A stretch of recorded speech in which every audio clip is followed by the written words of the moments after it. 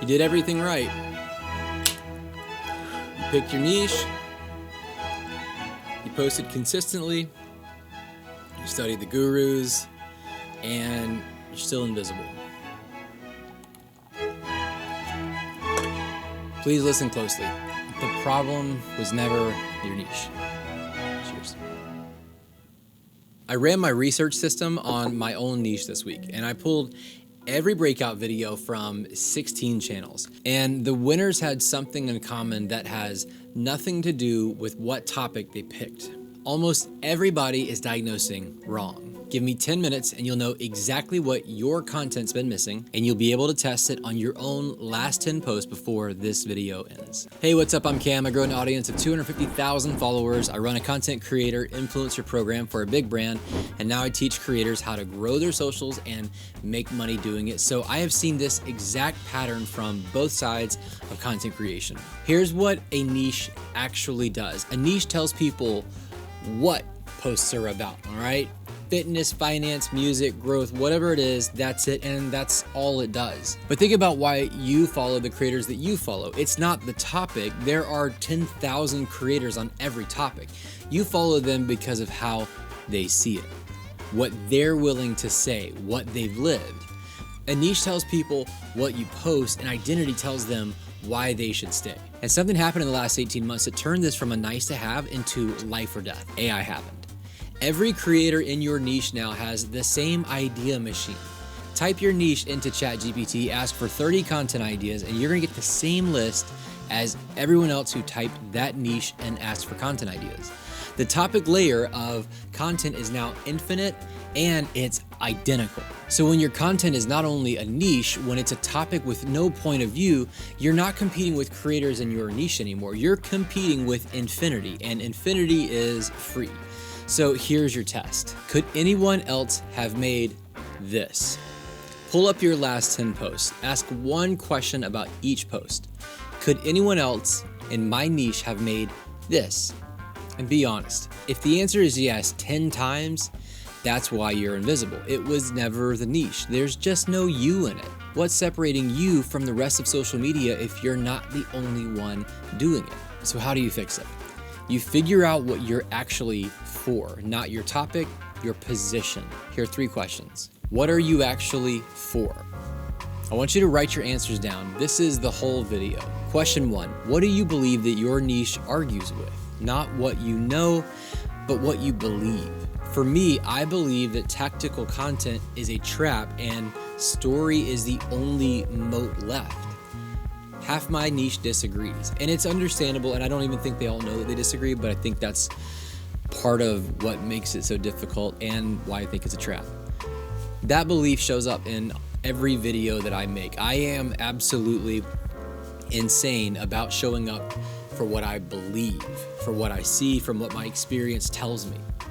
The moment that you have an enemy belief, your content stops being information and it starts being a stance. Maybe that feels obvious, but if you're approaching your content from the perspective of telling you something that's, informational, that's tactical, how to go out, that's fine. There's a million ways to do that. In fact, the simplest, easiest way to do that is just ask your ChatGPT, your Gemini, your Claude, your whomever, and you're going to get the tactical, strategic, simplified version that everybody else is getting. That's the whole point.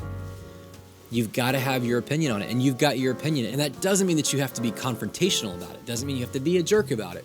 But if you have a belief that your niche fights with and contends with, that's something that you should take a stance on and communicate in your content. Question 2, what happened to you that cannot be Googled? So I built a couple of pages that have been faceless, and between those pages, there's about 250,000 followers. I mentioned it earlier. They started out as faceless content, and then I walked away from faceless because I found it to be a dead end. I also wanted to just get in front of the camera, and I wanted to see if I could do this. And I can talk about that from the inside. You have one of these experiences. Your failure, your weird path, your result. AI can generate advice. It cannot generate your receipts. This is actually something that Rick Rubin has talked about. At the end of the day, what AI is doing is it's taking our experiences and it's putting them into the internet, and we're starting to see AI start to recycle itself and its own answers because it can't go out and create new experiences. You and I have that ability to do that. And that's what gives us this lever that AI cannot pull. It can only take from what we learn, but it can't go out and create an experience on its own. There is a third question, and it's the one everyone skips because it feels too small. Question 3, who exactly is it for? Not musicians, not gym bros, not golfers, but a specific person at a specific moment. The creator who did the niche work and still gets 40 views. The golfer who's been playing for 5 years and still can't break 90. When that person watches you, they should feel found out. Every piece of content that someone has shared with you has thought to themselves, this is Cam, this is Steve. They're gonna get this because they felt that, and that's why they shared it with you in particular, because they can relate to you in this content piece way. That's really, really, really special, and that's what you're trying to create. How do you do that? From your experience and from specificity. Now stack the answers into one sentence. For the person that I believe, the stance, and I've lived the receipt. That sentence right here, that's your identity. Every piece of content either expresses it or it doesn't get made. If you can't say this in every single piece of content, why are you making it? Because that is really what we're talking about when we're talking about niches. Now, here are 3 ways that you can use it starting today. Number 1 is the filter. For your next 10 content ideas, kill every one that doesn't carry your belief or your story. If you're using AI to build out your content ideas and you don't have your next 10 posts already planned, you should. But if you don't, then what you're gonna wanna do is go into your AI of choice and start building out the next 10. And the way that you're gonna do that is by saying, hey, I want to fill in this identity statement, AI, Claude, Chat, Gemini, whatever. I want you to find out who it is I am and my identity to the deepest, most profound, most vulnerable level, so that when I'm making content, this is always at the absolute basis of it.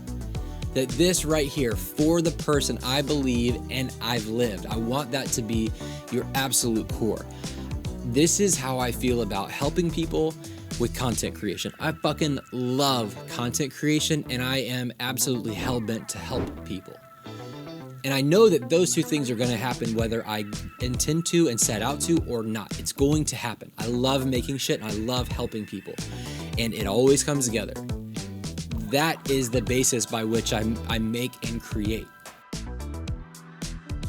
For your last 10 posts, 1 question. Could anyone else have posted this? The goal is to get to where the answer is no at least 7 out of 10 times. If you're a musician and you're saying, but how do I do something that can't be repeated because there's so many of us that play guitar, play drums, play whatever. There is a way that you can do the thing that no one else can do. You have it. You've got to look for it, but you have it. I had someone see this in me about 18 months ago at the time of this recording, and I had my big account and I thought that was it. Like, that was where my identity lived itself out. And I was really crazy about it, and they just said, yeah, there's more to this, like you're missing something. And I thought they were insane. I've told this story a bunch because I thought that they were so insane, and they kind of kept pushing, like, yeah, it's not it. And ironically, they didn't have the answer because it wasn't their question to answer. Like, what's that thing in you?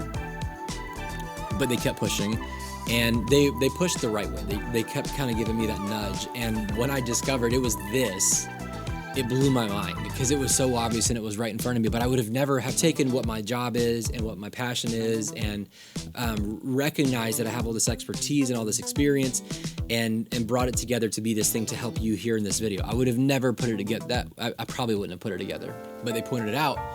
And when I discovered this is it, they were like, yeah, there it is. Like, it was so obvious. And that's the point. Like, that was my success, was when I was able to put that together, they were able to also say, yeah, that's it, duh. That's what you're looking for. You want to have that aha moment where it turns on and you can't deny it anymore. This is the thing that makes me uniquely me. Number 3, I want you to say that belief out loud early. Don't bury your stance in minute 8. The creators winning right now lead with the opinion. If you notice, I did that in the beginning of this video. did everything right. Picked your niche, you posted consistently, you studied the gurus, and you're still invisible. Please listen closely. The problem was never your niche. Cheers. It's the first thing out of my mouth. It's the first thing out of their mouths, because it's the only thing the algorithm can't find anywhere else. I've got to give my opinion before the algorithm can find it. I've got to settle into it. And that's the thing, the other part, AI won't do that. It won't give you that kind of opinion unless you push it and say, no, what are the other opinions? You've got to get really specific, but you're still borrowing someone else's. It's not yours. Maybe there's one that you align with, but it's not just going to be yours off rip. And you've got to look for it too. So this is one that's really important, that you've got to put it out loud up front early on to build around that and not stack it on at the very end. And this is exactly why pick a niche advice keeps failing people. The niche was step 0. It's what you were already doing. That's the basis, right? Nobody told you about step 1. So here's what I want you to do. I want you to write this out. I want you to keep working on it. Like I said, if you're working with AI, I want you to keep on and keep on and keep on. The easiest, most natural way to do this is honestly by voice. So open up your microphone, talk to it, just go back and forth. Typing, it will take forever. But I want you to just dig into this and see what you can figure out. See if you can get to your identity statement. And as you get closer and closer and closer, and you're getting to that point where Gemini has helped you figure out what your identity is and your identity statement is, the next piece of content you make from that place, you're going to find that you're more invigorated than you were before. But here's the next trap waiting for you.